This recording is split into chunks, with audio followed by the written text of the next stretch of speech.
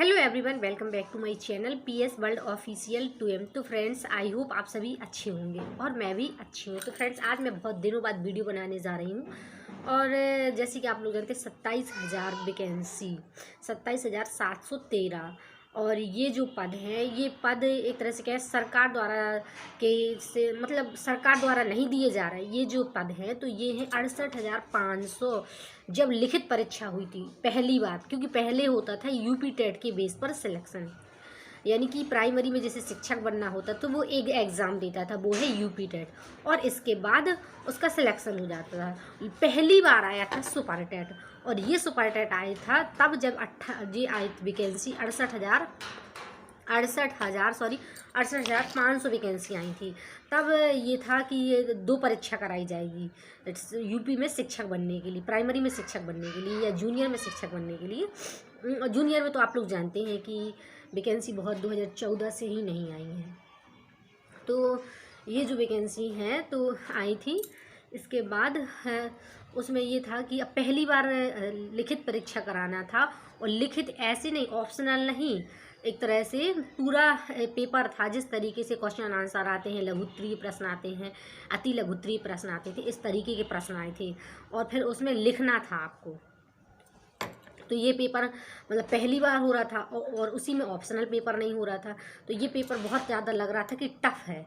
इस वजह से पहले ये कहा गया, नोटिफिकेशन से पहले मतलब ये इन्फॉर्मेशन निकल कर सामने आई थी कि इसमें 33 से 35%, 33 या 33% ही बच्चे मतलब इतनी परसेंटेज में आ जाते हैं तो ले लिए जाएंगे। लेकिन जब अधिक संख्या में बच्चे पास हो गए तो फिर मेरिट उठा, नोटिफिकेशन आया, पास नहीं हो गए, सॉरी, नोटिफिकेशन आया तो फिर उन्होंने बीच में ही अपने नियम बदल दिए सरकार ने, और बोला 40 से 45% वाले बच्चे लिए जाएंगे, जैसे कि 60-67 के आसपास इस तरीके के बच्चे लिए जाएंगे। तो फिर मेरिट हाई हो गई, और मेरिट हाई हो गई तो और पद रिक्त चले गए, और जो पद रिक्त थे तो ये थे 27,713। तो कुछ हैं तो इसी वजह, तो फिर ये जो स्टूडेंट बचे गए थे 30 से 33% वाले, 40 से 41% वाले, तो उन्होंने क्या किया है कि वो सरकार से डिमांड करने लगे कि अब हम लोगों को भी ले लिया जाए, क्योंकि सीटें खाली हैं। तो सीटें खाली हैं, इस वजह से फिर मतलब सरकार ने कुछ पद तो भर लिए, लेकिन उन्होंने फिर से डिमांड कि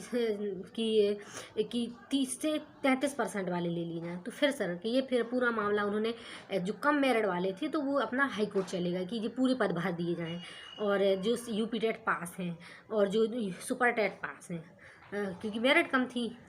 तो इस तरीके से, तो फिर इस वजह से फिर ये मामला लटक गया। फिर ये डबल बेंच, हाई कोर्ट के डबल बेंच में मामला चला गया, हाई कोर्ट के डबल बेंच में मामला चला गया। फिर इसके बाद ये हुआ कि ये आया कि अब हम मतलब योग्य अभ्यर्थी ही रखेंगे, नई भर्ती नए स्तर पर निकाली जाए। लेकिन फिर ऐसा, तो वहीं से बात अटक गई, और फिर वो पद नहीं भरे गए। तो फिर यही केस ये चला गया सुप्रीम कोर्ट, और सुप्रीम कोर्ट में चला गया। तो अब सुप्रीम कोर्ट से आदेश आ गया है कि एक निर्णय आ गया है कि हम इसमें कुछ नहीं बोल सकते हैं। सरकार अब योग्य अभ्यर्थी चाहती है तो सरकार नए स्तर से, नए से भर्ती निकाले, और जो 27,000 पद रह गए थे, रिक्त पद रह गए थे, तो फिर उसको नई भर्ती। तो इस वजह से ये नई भर्ती सुनाई दे रही है।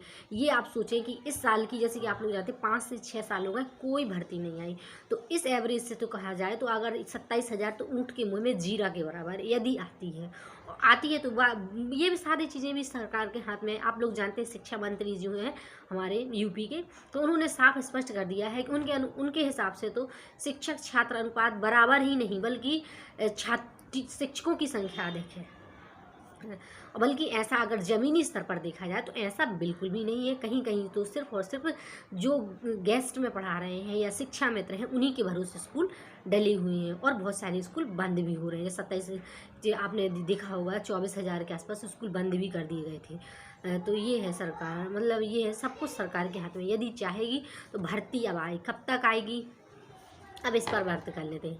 तो ये भर्ती जो है आएगी, अब आप देखो, ये मैं नहीं कह रही, मतलब ये एक तरह से अपना हम स्टूडेंट का आपस में बातचीत है या बात करने वाली बात है देखिए, जिन्होंने बीएड कर रखा है उन्हें फॉर्म भरने को मौका नहीं मिलेगा। जिन्होंने सिर्फ डीएलएड है और जिनका यूपी टेट क्वालिफाई है वही इसमें फॉर्म अप्लाई कर पाएंगे, और जो पहले से यूपी टेट क्वालिफाई और वो सब क्वालिफाई हैं तो उनको भी मौका मिलेगा।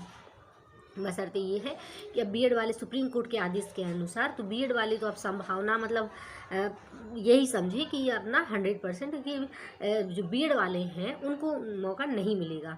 27,000 पद आएंगे, और 27,000 पद, हाँ ये ज़रूर कहा गया सुप्रीम कोर्ट से कि जल्द से जल्दी पद भर दिए जाएँ, कहीं 60 दिनों के अंदर, तो ये सब ये रहता है सरकार मतलब भर दिए जाएँ। और ये सब सरकार के हाथ में, अगर चाहे तो सरकार अभी वैकेंसी ला देगी दिसंबर के लास्ट जनवरी में, लेकिन अब फरवरी में, जैसे आप लोग जानते हैं फरवरी मार्च के आसपास हमारा कुंभ मेला है।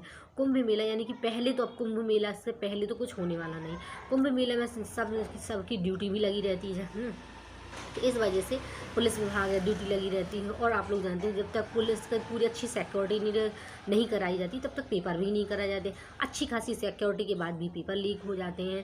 तो इस वजह से आप ये मान के चलिए भर्ती ना के बराबर है, कोई भर्ती नहीं आएगी। अब ये है कि अब ये समझ के चलो आपका लास्ट तक आएगी मार्च के बाद ही समझो।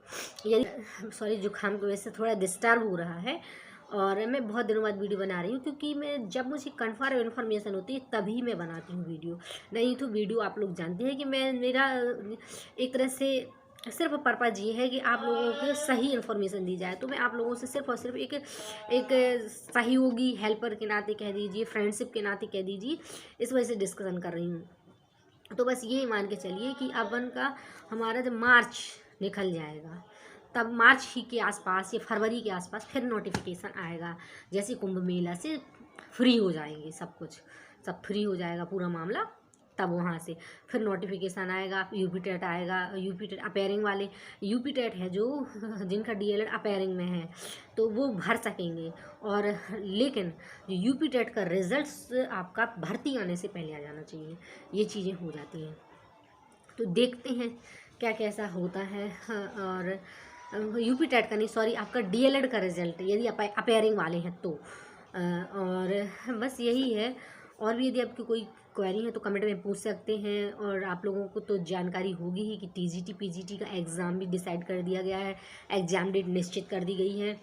और मार्च अप्रैल में आपका एग्ज़ाम होगा टीजीटी पीजीटी वालों का। तो बस यही है, चाहे प्राइमरी का हो चाहे जूनियर का हो। अभी भर्ती तो मुझे नहीं लग रहा, हाँ आएंगी तो एलटी में आएंगी वैकेंसी, क्योंकि एलटी का जो मामला था, जो पेंडिंग चीज़ें थी वो सारी चीज़ें सुलह हो गई हैं और पूरा मामला सुलह हो गया है। तो एलटी में वैकेंसी आने की संभावना है। तो आप लोग क्या हैं, किस में अप्लाई कर देंगे, आपने क्या किया है, और तो कमेंट में ज़रूर बताइएगा क्या होता है। जैसे आप लोग कमेंट करते हैं तो मुझे बहुत अच्छा लगता है। और किसी कारणवश मेरा वीडियो अच्छा लगा तो वीडियो को लाइक, चैनल को सब्सक्राइब कर दीजिए। और यदि कोई क्वेरी है तो कमेंट में ज़रूर पूछ सकते हैं। मेरा बस ये था, यदि आपका सुपर टेट के भरोसे मत बैठें, क्योंकि आप लोग जानते हैं कितने सारे लोग हैं सुपर टेट के चक्कर में ओवर एज हो गए, सुपर टेट के चक्कर में उन्होंने पढ़ाई छोड़ दी। तो ये भी हो सकता है, जैसे अब बिहार में TRE-4 आ रहा है, DSSS भी है प्राइमरी का, तो यह तो और भी वैकेंसी आती रहती हैं। कई तो ऐसे हैं कि वनडे एग्ज़ाम में सेलेक्ट हुए, कई तो ऐसे हैं जो हमारे यूपी के ही बिहार में सेलेक्ट हो गए और टीचर बन गए। तो इस तरीके का